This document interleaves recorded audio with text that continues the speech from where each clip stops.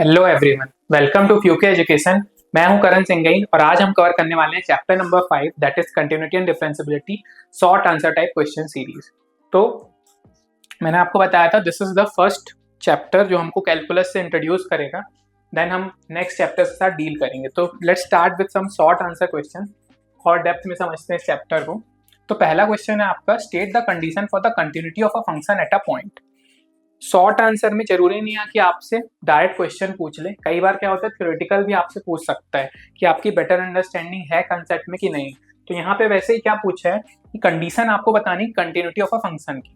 तो एक मैंने आपको तरीका क्या बताया था कि आप ग्राफ से कर सकते हो चेक। ग्राफ से आप करोगे तो क्या करना पड़ेगा, पेन आपको ड्रॉ करना है ग्राफ।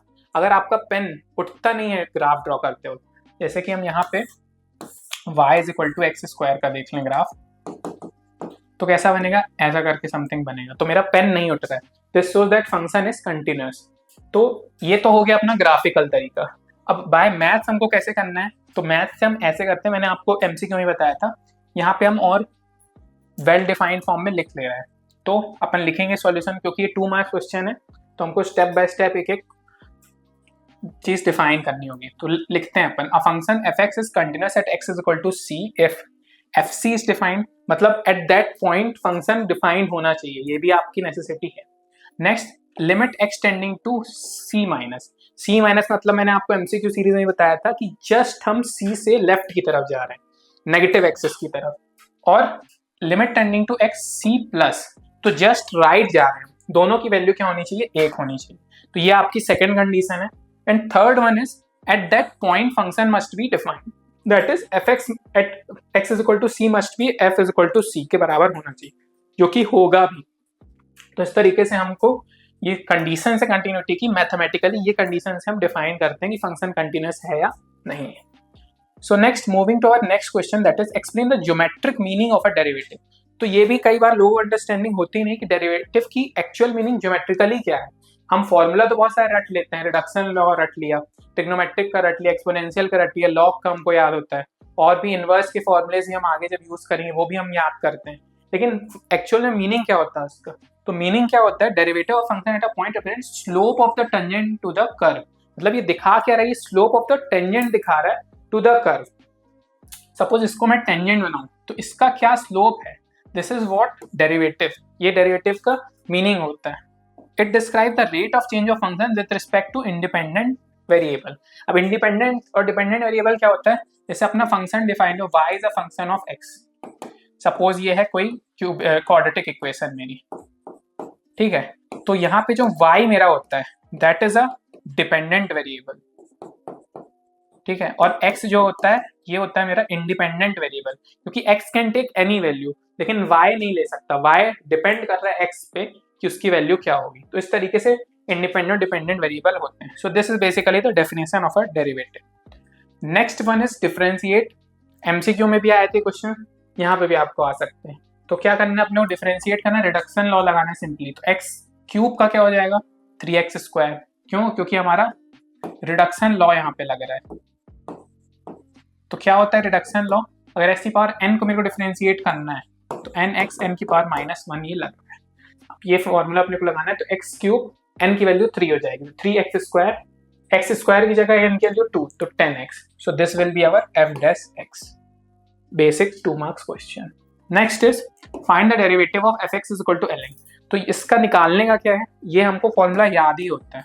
तो क्या होता है इसका फॉर्मूला, ln x का होता है फॉर्मूला हमारा 1/x। तो the derivative of ln x is d ln x is equal to 1/x। इसमें एक और क्वेश्चन बनता है इंटीग्रेशन में, जब हम करते हैं कि ln x का इंटीग्रेशन क्या होता है, तो वो इंटरेस्टिंग चीज होता है, वो हम जब इंटीग्रेशन करेंगे तो देखेंगे। Next one is what is the critical point of a function. तो ये मैंने आपको बताया था कि क्रिटिकल पॉइंट क्या होता है, it is a point where f dash x is equal to 0 और f dash x does not exist. ये 2 कंडीशन होती है, लेकिन ये वाले हमारे काम की नहीं होती, ये हमारे काम की होती है जब f dash x equal to 0 occur करेगा तब हम उस पर पॉइंट्स लेंगे, उनको हम बोलेंगे रूट्स। तो वो हमारे कहलाते हैं critical points which help to identify potential maximum minimum और पॉइंट्स ऑफ इन्फ्लेक्शन। तो ये इसका एप्लीकेशन वाला पार्ट है, जब हम एप्लीकेशन करेंगे तो समझेंगे कि कैसे क्या आना। मैंने आपको बताया था निकालते कैसे कि f dash x equal to 0 कर देते हैं, तो x की जो वैल्यूज आती हैं वो हम चेक करते हैं आप कि नेक्स्ट डेरिवेटिव में या तो पॉजिटिव आ रही है या नेगेटिव आ रही है, उन रूट्स की वैल्यूज डाल के चेक करते हैं नेक्स्ट वाले डेरिवेटिव में, यानी कि एफ डबल एक्स में। तो अगर एफ डबल एक्स मेरा लेस देन 0 आता है यानी कि नेगेटिव आता है, तो उस केस में मेरे को मैक्सिमा मिलता है फंक्शन का। और अगर एफ डबल एक्स मेरा ग्रेटर देन 0 आता है, तो उस केस में मेरे को मिनिमा मिलता है। तो this is application of our continuity differentiability chapter. Next इसके क्वेश्चन भी हैं, जब आएंगे तो हम उनसे डील करेंगे। अभी के लिए आपको इतना याद रखना है कि क्रिटिकल पॉइंट क्या होता है, और नेक्स्ट स्टेप ये करते हैं अपन उसकी हेल्प से, to find what maxima and minima of a function. ठीक है, next is state the product rule for differentiation. तो प्रोडक्ट रूल डिफरेंशिएशन का ये मैंने जब चैप्टर स्टार्ट भी किया था एमसीक्यू में, तो बेसिक फॉर्मूलेस डिस्कस किए थे, उसी का एक्सटेंशन है कि अगर u x v x product में आ रहे हैं तो अपने क्या करना है, सबसे पहले यू का डिफरेंशिएशन, तो u dash x v x वैसे ही वैसे, देन यू एक्स वैसे कैसे, और v का differentiation that is v dash x। So this is what shows the product rule for our differentiation. Next question is evaluate the, अब ये देखो पीछे आपको दिया था कि फॉर्मूला कैसे डिफाइन करना, अपने प्रोडक्ट रूल लिखना कैसे, अब उसका एप्लीकेशन आ गया कि अब suppose sin x cos x आ गया है और आपको अब उसका डेरिवेटिव निकालना है, तो कैसे निकालोगे, प्रोडक्ट रूल लगेगा यहाँ पे। प्रोडक्ट रूल में अपने को क्या करना है, sin x का डिफरेंशिएशन अपन करेंगे और cos x वैसे ही कैसे रखेंगे। तो ये देखो sin x का डिफरेंशिएशन cos x वैसे ही कैसे, प्रोडक्ट रूल यूज हो रहा है। अब sin x को वैसे ही रखना है और cos x का डिफरेंशिएशन लेके चलना है, तो ये हो जाएगा अपना प्रोडक्ट रूल। तो ये अप्लाई हो गया, ये अपना लाइन बन रहेगा। आप चाहो तो इसको फिर से वैसे ही करके कि d of u v by d x, इसको अच्छे से लिख के u dash v plus u v dash, ऐसे भी एक लाइन लिख सकते हो, फिर ये सॉल्व कर सकते हो। अब सिंपल है, साइन एक्स का डिफरेंशिएशन कॉस एक्स, तो cos cos cos square x, sine x वैसे कॉस एक्स का डिफरेंशिएशन माइनस साइन एक्स, तो sine sine minus sine square x. So this will be our answer. The next question is determine f x is equal to mod x is, अब ये बार बार आ चुका है question, एक बार अपन ने MCQ में check किया, एक बार अपन ने अभी ग्राफ से चेक किया, अब मैथमेटिकली बोला है। तो देखो लेफ्ट हैंड डेरिवेटिव अगर अपन निकालेंगे at x is equal to 0, जो अपन एमसीक्यू में करके भी आए थे, तो क्या निकल के आ रही वैल्यू -1। और लेकिन राइट हैंड डेरिवेटिव जब अपन लेंगे, क्यों, क्योंकि अगर इसको ऐसे समझे अपन, limit X tending to H, ठीक है, ये मेरा अगर लेफ्ट हैंड डेरिवेटिव, तो h क्या होगा, -h तक होगा यहाँ पे, तो ये h -0 समथिंग ऐसा अपन ने एमसीक्यू में बनाया था। राइट हैंड डेरिवेटिव के लिए क्या होगा, फिर x को उतना ही हल्का सा पॉजिटिव में लेके जाओ, और यहाँ पे पूरा क्या रहेगा, मॉड रहेगा फंक्शन, यहाँ पे फंक्शन के लिए रहेगी तो 0 आ जाएगी। तो अगर जब माइनस होगा तो मॉड क्या खुलेगा, माइनस के साथ खुलेगा, और यहाँ पे h रहेगा, लेकिन जब पॉजिटिव रहेगा तो मॉड पॉजिटिव के साथ खुलेगा, तो यहाँ पे तो वैल्यू देखो क्या आएगी, मॉड जब खुलेगा माइनस के साथ तो -h/h -1, और राइट हैंड डेरिवेटिव में तो 1 आ जाएगी। तो क्या हो रहा है, लेफ्ट हैंड डेरिवेटिव और आपका राइट हैंड डेरिवेटिव वो मैच ही नहीं खा रहा है, तो इस केस में क्या हो रहा है, function is not differentiable at x is equal to 0। ये आपको समझ में आई बात, कि अगर हम लिमिट से चेक करें तो फंक्शंस की वैल्यू इक्वल नहीं आएगी। क्यों, क्योंकि लिमिट से अगर हम चेक करते हैं तो फंक्शन कैसे डिफाइन करते हैं हम, at c minus at that function और डिवाइडेड बाय h, यानी कि जो उनका डिफरेंस हम माइन्यूट से लेके चल रहे हैं। तो यहाँ पे हम क्या करते हैं, पहले h रख देते हैं, फिर 0 पे, मतलब जो पॉइंट उस पर चेक करते हैं, तो f ऑफ 0 पे डाल लेते हैं, तो 0 वैल्यू आ जाती, और h, ठीक है, carried forward concept of MCQ. तो इससे क्या पता चल रहा है, वही मैथमेटिकली भी हमारा जो फंक्शन है वो डिफरेंशिएबल नहीं है at what x is equal to 0।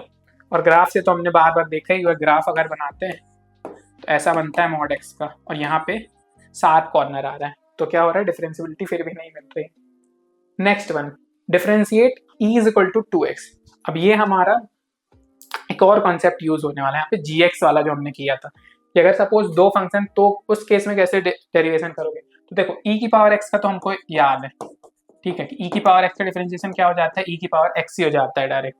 लेकिन अब यहाँ पे 2x आ रहा है, तो उस केस में क्या होता है, ex का तो आप वैसे ही लेके चलो, और फिर 2x का अलग से हो जाता है डिफरेंशिएशन, ठीक है, gx वाला कंसेप्ट आपका। तो यहाँ पे वैसे ही e की पावर 2x का क्या हो जाएगा, e की पावर x तो वैसे ही वैसे आएगा, तो वैसे ऐसे लिखने मतलब जो उसका पावर है वो वैसे ही चलेगा आपका। तो e की पावर 2x आ गया, और 2x का 2। इसका एक और तरीका है, आप क्या कर सकते हो, 2x को t मान सकते हो, लेकिन वो जब अपन आगे करेंगे तब ये सब हेल्पफुल होगा। तो अगर आप इसका करना चाहो तो क्या हो जाएगा, यहाँ पे तो e की पावर t हो जाएगा, ठीक है, और dx dt अगर आप निकालोगे, इसका डेरिवेशन लोगे तो क्या आ जाएगा, two D X is equal to D T आ जाएगा। तो अब आपको क्या है, रिप्लेस करना होगा सब कुछ। तो आप चाहो तो ऐसे भी कर सकते हो, या वो वाला तरीका भी ईजी है। तो अगर इससे करना चाहो तो क्या होगा, अब ई की पावर टी बन जाएगा मेरा, और डी टी, यानी कि अब डी एक्स है तो हमको डी एक्स को क्या करना पड़ेगा, रिप्लेस करना पड़ेगा डी टी से। तो डी एक्स को अगर मैं डी टी से रिप्लेस करूँ डी टी बाई टू, तो यहाँ पे क्या होगा डी टी बाई टू, और ई की पावर टी का करोगे तो क्या आएगा, ई की पावर टी, और ये टू ऊपर आ गया। अब टी को वापस रिप्लेस मार दो, किससे, ई की पावर कितना हमने लिया था 2x, तो ई की पावर 2x और 2 देखो। तो जैसा भी आप चाहो कर सकते हो, या तो वो वैसा फॉर्मूला याद रख लो या फिर ऐसे आप डिफाइन कर लो। Next one is find the second derivative, फिर से रिडक्शन फॉर्मूला वाला। अब आपको याद ही हो चुका, कैसे करेंगे, पहला आएगा तो 4x cube minus 3x square का 6x। अब फिर से इसको डेरिवेशन करना है, तो x क्यूब का क्या हो जाएगा 3x स्क्वायर, तो 3 4 जा 12, 6x का 6, तो ये आपका निकल के आ जाएगा क्या 12x square minus 6। So answer will be this. So this leads us to end of our short answer type series for chapter number 5. Next हम कुछ अच्छे 5 क्वेश्चंस करेंगे लॉन्ग आंसर, जिससे और क्लियरिटी आएगी इस चैप्टर में। तब तक के लिए आपको कुछ डाउट आता है तो आप प्लीज़ नीचे कमेंट करें। मिलते हैं नेक्स्ट वीडियो में।